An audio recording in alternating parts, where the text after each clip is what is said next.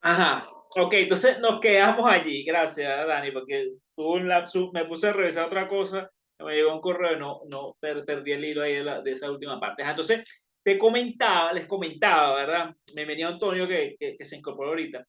Les comentaba que en el caso de estas empresas, él estaba anclado a Venezuela y creo que igual es el caso de BBVA Provincial con BBVA Curazao.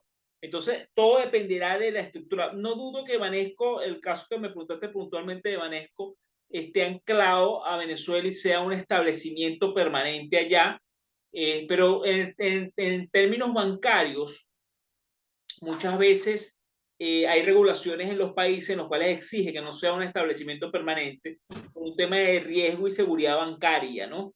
Entonces, todo dependerá del país, ¿no? Todo dependerá del país. Por ejemplo, en el caso industrial, que tenía sede en Nueva York, no se podía hacer grandes transacciones allá. Allá lo que era como una oficina tú sabes, ¿no? De captar allí potenciales clientes de inversión y todo el asunto, pero no había un tema de intermediación financiera. Entonces, todo dependerá de las normas y de las leyes de cada país porque es un tema delicado, el tema bancario es delicado. Pero el ejemplo que das de Odebrecht es perfecto porque Odebrecht es una empresa que puede que tenga sucursales, bueno, antes de toda la crisis que atravesó y todos los problemas de corrupción que tuvo que afrontar, en su momento era más viable formarse como un establecimiento permanente y no crear compañías en todos los países donde estuviese, porque los proyectos podían ser efímeros. De repente puedes tener un proyecto, dos, tres proyectos, pero no era una cuestión de largo plazo, era una cuestión más estratégica.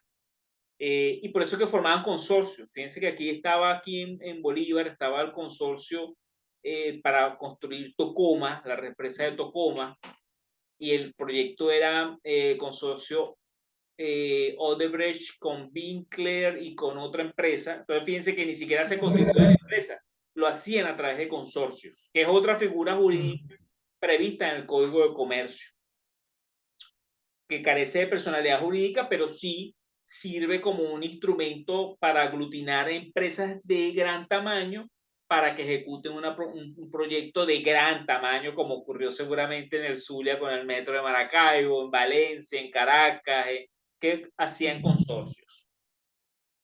El caso de Siemens también, que Siemens es alemana, ¿no? Alemana, pero Siemens sí tenía una empresa constituida en Venezuela. De ¿Eh? hecho, estaba ahí en la avenida principal de los Ruices, en Caracas, porque Siemens sí tenía una visión de largo plazo en los países donde se asentaba. La diferencia entre tener un establecimiento permanente o no depende principalmente de qué tanto tiempo tú crees que vas a durar en ese país. Estas empresas alemanas, asiáticas, americanas y tal, ellos cuando se asentaban en los países, ellos lo veían con una visión más de largo plazo, ¿no? De hacer negocios por largo plazo. Mientras los establecimientos permanentes es algo como que vamos a ir, vamos a explorar, vamos a hacerte un trabajo y después si la cosa funciona, pues evaluamos si constituimos. Pero fíjense que cuando vemos aquí el concepto, este, hablamos de sede de dirección, sucursal, oficina, fábrica, ¿sabes? Fíjense que son elementos que te generan una conexión probablemente por un tiempo finito. ¿Qué más tenemos por aquí? Tendrán el tratamiento de establecimiento permanente, las bases fijas en el país de personas naturales residentes en el extranjero a través de las cuales se presten servicios personales independientes. Constituye base fija cualquier lugar en el que se presten servicios personales independientes de carácter científico, literario, artístico, educativo, pedagógico, entre otros, y los personales independientes. Esto es una tipología que se da mucho y que incluso se ha puesto de moda, ¿no? Se ha puesto de moda hoy en día, se va a poner mucho más de moda.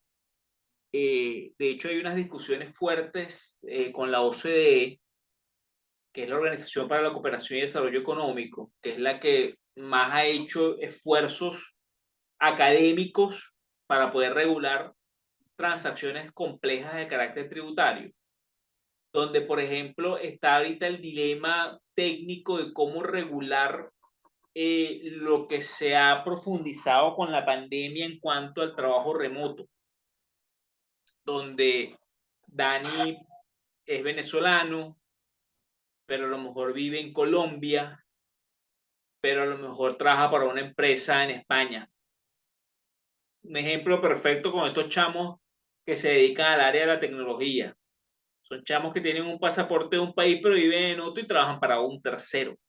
Entonces, fíjense cómo se generan todos unos retos de conexión de qué país graba la renta. Paga impuestos sobre la renta en el país donde nació, paga impuestos en el país donde vive o paga impuestos en el país de donde se genera la renta por el trabajo que realiza. Fíjese Entonces, dónde vive. bueno, fíjate que es una pregunta complicada porque prácticamente en todas las jurisdicciones o sobre todo en las jurisdicciones de Sudamérica, nuestra normativa no está preparada para este tipo de situaciones en las que exista esto, ¿no? Esto, y fíjense que incluso hay países que han otorgado visas de residente para personas que tengan contratos de trabajo remoto en otros países. Claro, lo ven desde el punto de vista estratégico. Países, islas pequeñas, te dicen a ti, Dani, si tú tienes un contrato de trabajo con una empresa extranjera remoto y tú dices, sí, tengo un contrato para trabajar con una empresa española. ¿Cuánto te van a pagar al año? No, me van a pagar al año $20,000 al año. Por estoy inventando.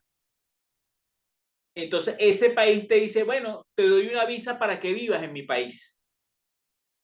¿Qué te ofrecemos? Unas playas espectaculares, conexión a internet de primer mundo, te ofrecemos las mejores condominios para que alquiles, te ofrezco toda esta infraestructura para que tú vivas aquí. Y es tax free, tú no pagas impuestos. Y tú dices, oye, pero ¿qué ganas tú como país? Oye, yo gano que tú te viniste con tus $20,000 que te dan al año, vas a arrendar el apartamento, vas a comprar comida, vas a utilizar las clínicas, vas a utilizar transporte, o sea, vas a vivir aquí y vas a gastarte esos $20,000 que te dan al año aquí en este país. Entonces, todo ese tipo de conflictos, este párrafo va dirigido a eso, a personas naturales que estén en ese plan estratégico de vivir en otros países prestando servicios independientes, pero nunca se contempló de que no necesariamente vivía en el país donde prestaba el servicio. Fíjense que es toda una complejidad, pero ¿Verdad? Sí, que se ha dado producto de la tecnología. Producto de la tecnología. Pues complicado. fíjense que hace unas semanas me llamó una gente de Bolivia, un amigo que tenemos en Bolivia, y me dice, oye, Vladimir, tú hiciste un curso de gerencia de proyectos para consultoras y tal, y lo vio aquí uno de las personas que trabaja aquí conmigo y quiere que lo dictes para la gente aquí de Bolivia. Bueno, fíjense, yo a lo mejor, bueno, soy venezolano, pero a lo mejor yo puedo haber estado en Perú, en un hotel en Perú, pero fíjense que el curso lo recibió una gente en Bolivia por Zoom. O sea, puede darse una multiplicidad de asuntos y tú dices, ah, ¿y dónde se graba la renta? ¿En qué país graba la renta? Es una complejidad. Entonces, bueno, esos son los retos del futuro que ya, que ya se están, digamos, empezando a tratar, ¿no? Cuando hace rato hablamos de la pregunta que hacía Dani sobre el tema de qué pasa si tengo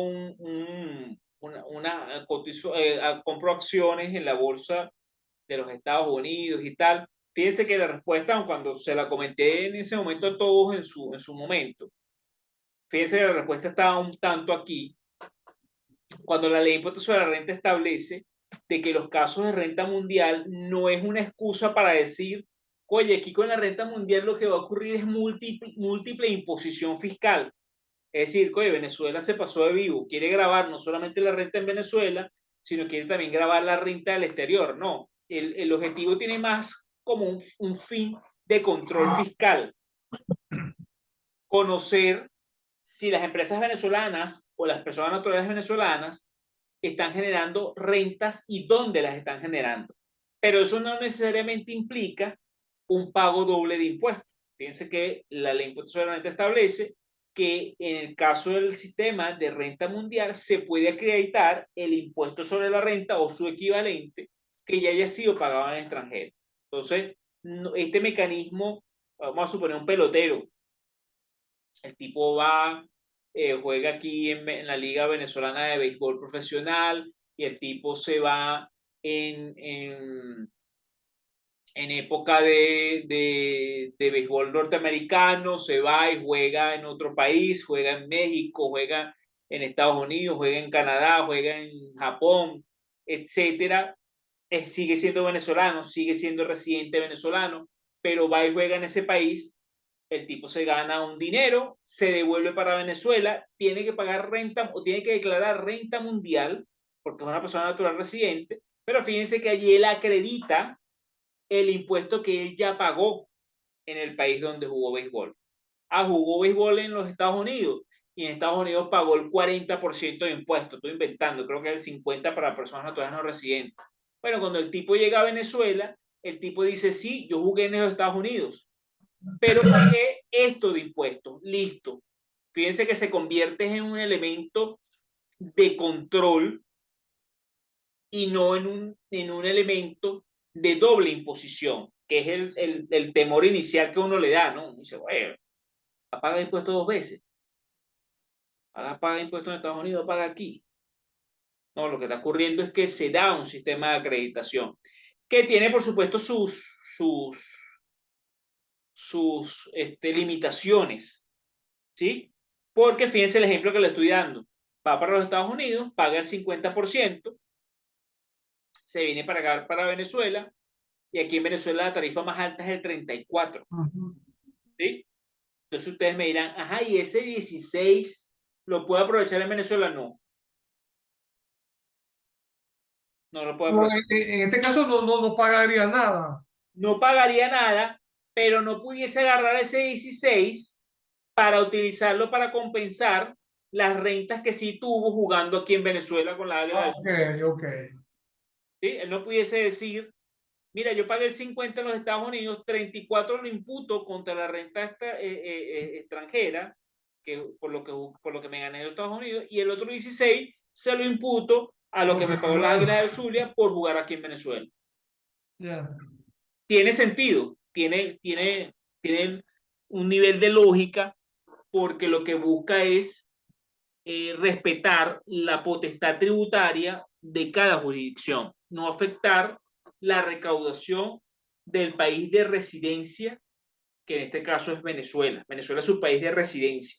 Él jugó, se devolvió, pagó unos impuestos allá y solamente puedes acreditar hasta el impuesto que se hubiese causado aquí en Venezuela. Y eso nos lleva a otro elemento, que es el hecho de que en Venezuela, en materia de renta mundial, yo no puedo compensar ganancias territoriales con pérdidas extraterritoriales o viceversa.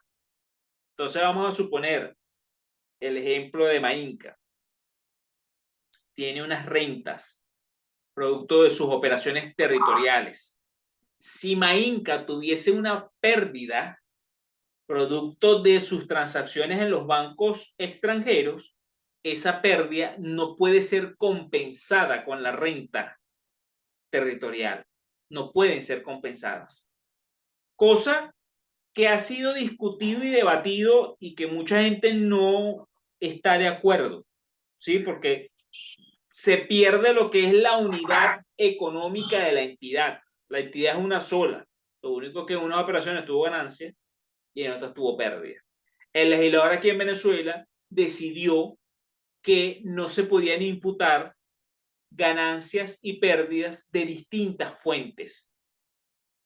Eso quiere decir que si yo tengo pérdida territorial, pero tengo ganancia por operaciones bancarias en el exterior, pago impuestos sobre las ganancias del exterior. Si yo tengo ganancia territorial y ganancia extraterritorial, pago impuestos por las dos. No se permite que una reste a la otra. Vladimir, y si tengo pérdida extraterritorial, ¿la puedo compensar con la ganancia territorial? No puedes compensarla. De hecho, tienes pérdida territorial, tienes ganancia territorial, y cuando el formulario te pasa el enriquecimiento neto gravable, solamente te va a pasar el positivo. No te va a pasar el neto. Ok. Sí, tenemos el caso de que en Banesco Panamá ganamos unos intereses mínimos, pero tiene unas comisiones bastante fuertes, ¿no? A la final, cuando compensa en la parte extraterritorial los ingresos con las comisiones, o los ingresos por intereses contra las comisiones siempre son más altas. Y te da O sea, pérdida es algo extraterritorial. correcto, te da una pérdida extraterritorial que no se puede usar ahora. ¿La podemos reflejar? ¿Se puede seguir reflejando o la podríamos tomar más bien como unas comisiones territoriales? ¿O simplemente no las coloco? No, fíjate. Bueno, primero lo que estaba hablando con Dani hace rato, ¿verdad? En el hecho de que después del IGTF, ustedes desincorporaron las cuentas del exterior en los estados financieros. Entonces, Correcto. estábamos ahí discutiendo de cómo ibas a hacer ahora en esta declaración con ese tema. O sea, ¿qué vas a hacer? Porque no puedes decir por un lado, o sea, hay que pensar en la estrategia, ¿no?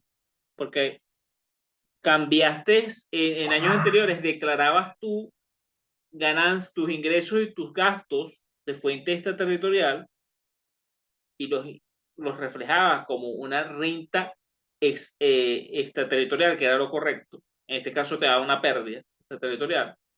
Pero era porque había coherencia en todo, porque tenías los bancos en el estado financiero y estos ingresos y estos gastos están asociados a ese activo. Ahora que no tienes el activo, entonces, ¿cómo? O que no estás reflejando el activo, pareciese entonces que no vas a reconocer ni ingresos ni gastos de fuente extraterritorial. Ahora bien, si los reconocieses, eh, lo correcto es lo que venían haciendo.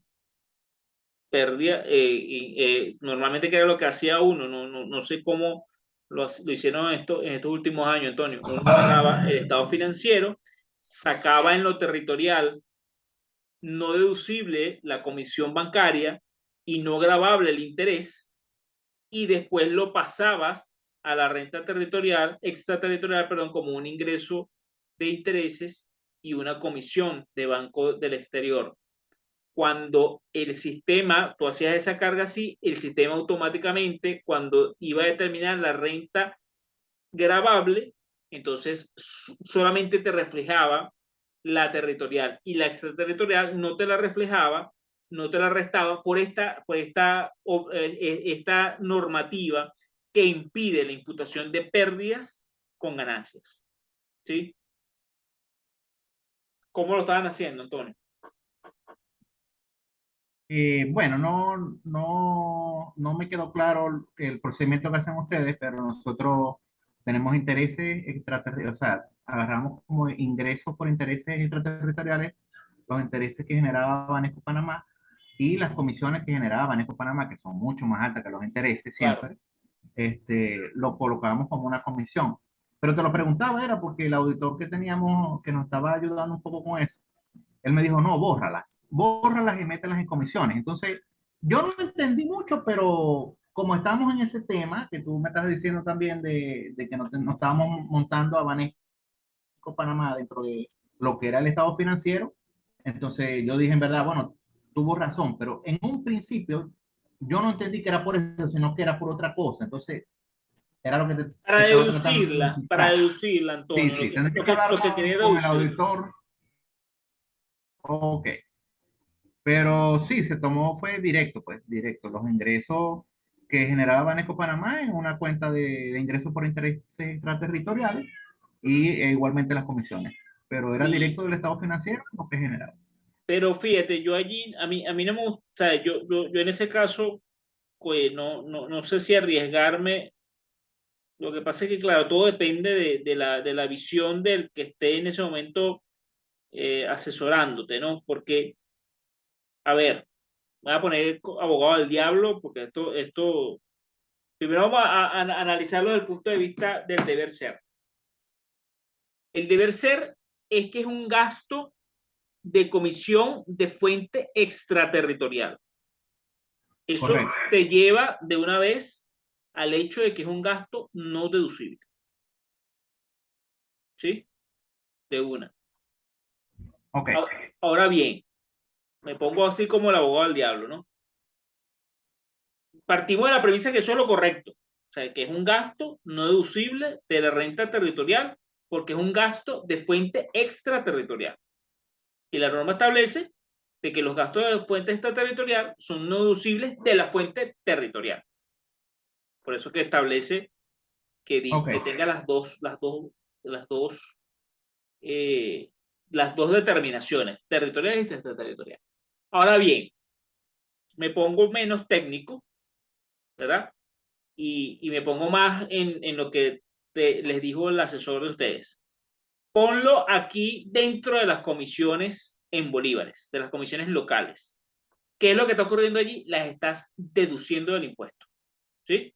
Eso quiere decir que, caso de una fiscalización, eso sería objeto a ser reparado. Claro, Pero hay mucha gente que dice, colócalo allí porque para el fiscal va a ser más difícil conseguir esa comisión metida ahí dentro de un saco de comisiones a que tú lo coloques como una partida en conciliación, que en la conciliación se vea comisiones bancarias del exterior y que después tú te voltees a ver el estado de situación financiera y tú no veas una cuenta de banco al exterior, por ejemplo. Estoy inventando. claro. ¿Ves? Entonces, ahí es donde entras te desvías de lo Yo técnico. creo que fue la primera opción. Pienso que él la dijo, bueno, métela en el pote para que sea deducible y que te la busques, pues, porque como dices tú, o sea, donde hay tantas comisiones y tantos movimientos, de pronto no lo vean. No Aunque se en va a verdad poner a... los montos eran mucho más altos que los montos que realmente nosotros generamos en las cuentas bancarias nacionales. Pero yo creo que sí fue esa opción porque la opción de retirar fue posterior a esa asesoría, de Claro, bueno, retirar lo que era un banco extranjero. no, no, no, no, no embasuren tanto las conciliaciones con esas posiciones, porque eh, recuerden que, bueno, estamos partiendo de que todavía Mainca está disfrutando de la exoneración, que la vamos a tocar en los últimos bloques de este módulo. Y recuerden que las exoneraciones se pueden perder en el caso de que aplicase la exoneración por el incumplimiento de cualquier deber formal que incluye incluso la determinación del mismo cálculo de impuestos. Entonces, oye, hay cosas que uno tiene que evaluarlas. Yo recuerdo que uno de los criterios, Dani, corrígeme si me equivoco, uno de los criterios que se manejaban hace años, cuando nosotros los apoyábamos con Mainca, era el hecho de que no querían que la renta fiscal fuese muy alta porque eso obligaba a que la inversión fuese también igual de alta. Ajá. Correcto.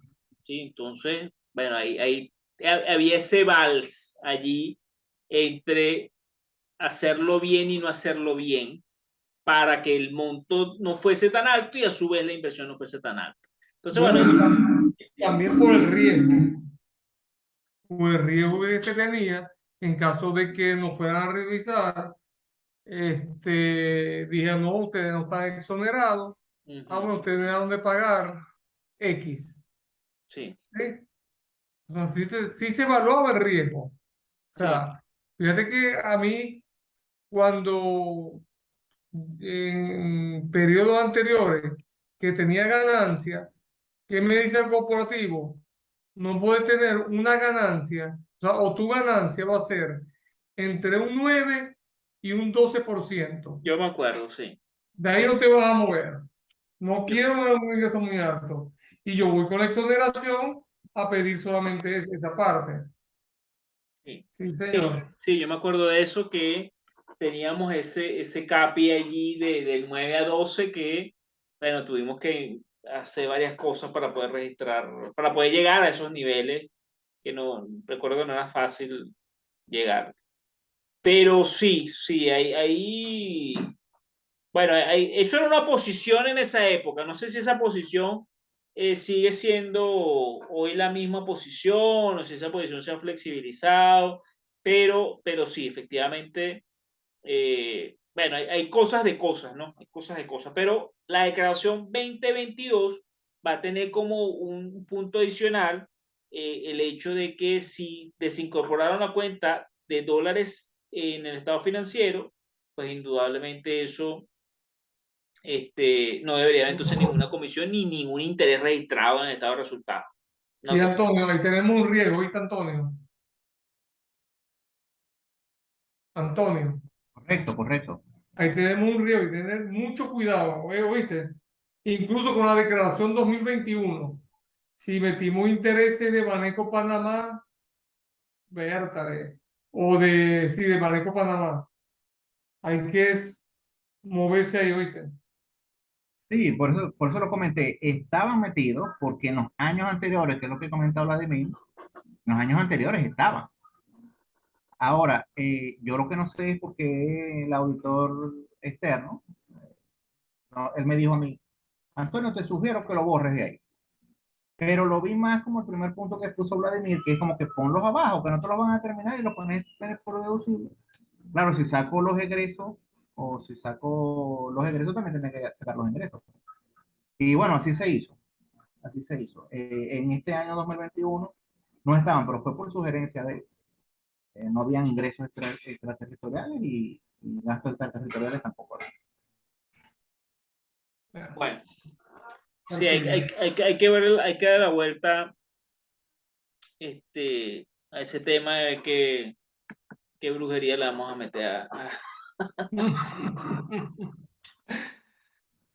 Sí, Del impuesto sobre la renta, ¿quiénes son los contribuyentes ya llevándonos más al detalle, ¿no? Porque ya hablamos de las personas naturales residentes, de las personas naturales no residentes, de las personas jurídicas domiciliadas, de las personas jurídicas no domiciliadas. Ahora ya hablando más específico, cuando le ponemos nombre y apellido, entonces estamos hablando de las personas naturales, es decir, ustedes y yo, las compañías anónimas y sociedades de responsabilidad limitada, ahí tenemos a Mainca, las sociedades en nombre colectivo, comandita simple, las comunidades, sociedades de personas, que allí, bueno, son tipologías no tan comunes, a excepción de las sociedades de personas, que sí es bastante común, por ejemplo, nosotros, García Gómez es una sociedad de personas. Los titulares de enriquecimientos provenientes de actividades de hidrocarburos y conexas y quienes obtengan enriquecimientos derivados de la exportación de minerales, de hidrocarburos o sus derivados, que básicamente estamos hablando de PDVSA, son empresas filiales y afiliadas. Empresas básicas de Guayana, las empresas carboníferas. Sí, efectivamente, ese tipo de empresas, correcto. Las asociaciones, fundaciones, corporaciones y demás entidades jurídicas o económicas no citadas en los literales anteriores. Esto, por supuesto, abriendo el abanico a la posibilidad de nuevas figuras que, aun cuando el Código de Comercio es tan viejo, en caso de alguna reforma, alguna figura que se incorpore, bueno, ahí fíjense que podemos incorporar no nueva, porque las cooperativas vienen desde la Revolución Francesa, pero sí figuras como las cooperativas y instituciones de este tipo, ¿no? Que son menos comunes. Los establecimientos permanentes o bases fijas situadas en el territorio nacional, que ya hace rato discutíamos el concepto. Las cuentas en participación, que es una figura bien interesante que está en el Código de Comercio. Creo que incluso con Génica hicimos algo en contrato de cuenta de participación, me parece. Dame un ejemplo de... Tenía tiempo que no escuchaba ese término. Lo vi yo en contabilidad o Mira, en sistema tributario, lo vi. no, eso a lo mejor lo he visto, he visto a lo mejor una materia de mercantil, de Ajá, legislación empresarial. legislación empresarial, sí. Los contratos de cuenta de participación son figuras jurídicas que carecen de personalidad y que se constituyen con el objetivo o que se forman con el objetivo de hacer una actividad lucrativa sin crear una compañía. Cristiano, vamos a suponer que yo tengo unos camiones y tú tienes unos contactos para entrar en una empresa que necesite mis camiones. Y tú manejas las relaciones, tú tienes los choferes, tú tienes los talleres mecánicos, pero yo tengo los camiones. Y nosotros no queremos constituir una compañía, no nos queremos fusionar, no queremos crear una entidad nueva. Entonces, ¿qué hacemos? Firmamos tú y yo un contrato de cuenta de participación donde de la ganancia de esa transacción vamos a compartir ganancias. Entonces, la ganancia va a depender del nivel de participación que tengas tú y el nivel de participación que tenga yo. Yo pongo los camiones, pero a lo mejor tú dices, pero es que sin mis contactos tú no puedes meter los camiones. Yo tengo los talleres, tengo la gente que los maneja. Entonces vamos 50 y 50. Entonces, en estos contratos, la empresa, una de las empresas, vamos a suponer yo que soy el dueño de los camiones, es la que firma el contrato con el cliente final y dentro de mi contabilidad yo abro un centro de costos para llevar una contabilidad de la transacción que tú y yo firmamos a través de un contrato de cuenta de participación. Cuando se acaba el año, ese contrato de cuenta de participación se participan de las ganancias o de las pérdidas que hayan generado. Si hubo ganancia, yo te doy tu ganancia y tú estás obligado a declarar impuesto sobre la renta por esa ganancia que yo te entregué. Y por mi parte, yo me quedo con mi ganancia y declaro mi parte de mi ganancia en mi contabilidad.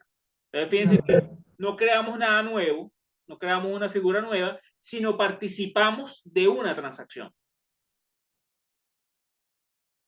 Eso es un bombazo en los 90, en los 2000, eso había en contratos por cantidad. Te van a decir, ya eso yo creo que no se da porque prefiero pagarle al abogado. Ya no se debe dar.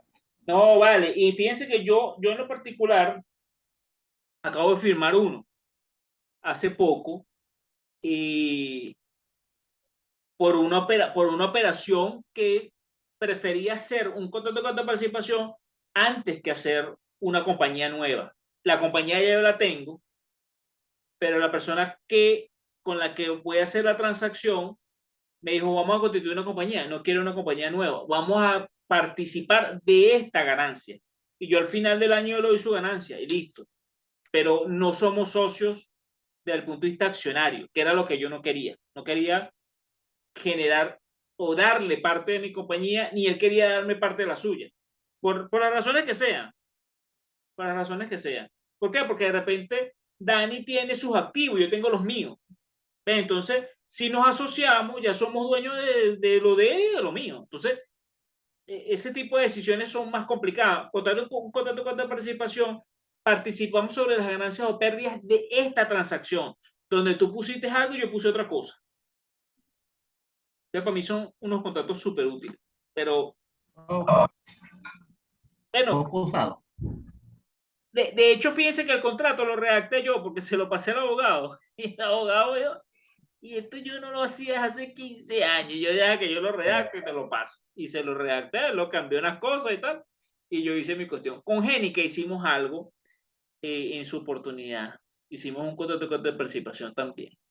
No sé si después se aplicaría, pero hicimos el montaje. Pasa que en Génica hacíamos mucho planning y después no sé si lo aplicábamos. Pero hacíamos la planificación. Después tenemos los consorcios.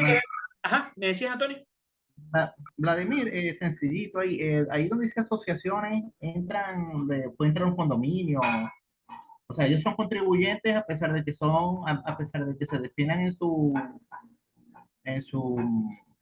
acta constitutiva, vamos a decirlo, como una empresa o como una asociación sin fines de lucro, igual tienen que declarar impuestos sobre la renta en cero, me imagino, ¿no? Pero Mira, tienen sí, esta sí, declaración. sí, sí, sí. De hecho, fíjate que con esta reforma del 2015 se eliminaron incluso las exenciones que estaban al sector de gremios, de iglesias, eso lo vamos a discutir cuando hablemos de las exenciones. La ley Ah, ok, prácticamente dejó a todo el mundo en una posición en que tienes que declarar.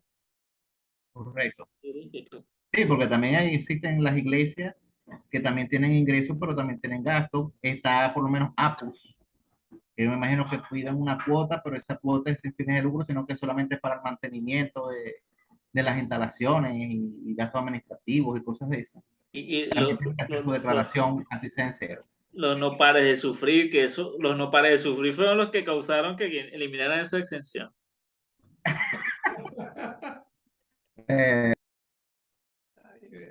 Eso fueron. Después tenemos los. Ajá. ¿Cómo le medías ahí si eso tiraban en ese pote y tiraban en ese pote? Y después tú ves a los tipos montados en unos carros último modelo. Eh, Después tenemos los consorcios, que lo hablábamos cuando hablábamos de estos proyectos grandes, ¿verdad? Metro de Maracaibo, Metro de Caracas. Todos esos Metro metros, de esos Caracas, Metro de Caracas había un consorcio bastante fuerte. claro, es que eran proyectos tan grandes que tenían que hacerlo 3, 4 compañías juntas. Y fíjense, es un buen ejemplo, porque ellas se fusionaban, no, ellas hacían un consorcio. Y el consorcio duraba el tiempo que duraba el proyecto. Listo, se acabó el proyecto, chao. ¿Sí? Porque es una figura que te permite eso, te permite la flexibilidad de evitar tener que casarte con alguien. No, no, hicimos el proyecto, chao, listo. Esa es la figura del consorcio. Y después tenemos por último las empresas del Estado, por supuesto que tengan ya el nombre de empresa de Estado, ya te da la connotación, es una entidad de derecho privado, donde el accionista, ¿quién es el Estado? Llámese, ¿cómo se llame? Banco de Venezuela, PDVSA, la CBG, etcétera, etcétera, que son empresas constituidas con objetivos privados, pero donde el accionista mayoritario o no es el Estado, la figura de las empresas mixtas, etcétera. ¿Sí? Bueno, muchachos, vamos a dejarlo hasta aquí. Ya nos queda menos de un minuto, son las 9:03. Y bueno, seguimos el miércoles. Me cobraste los 3 minutos. Los tuyos. ¿Verdad que sí? Qué coincidencia. Mira, el miércoles no hay clase, el otro lunes. El otro lunes, listo.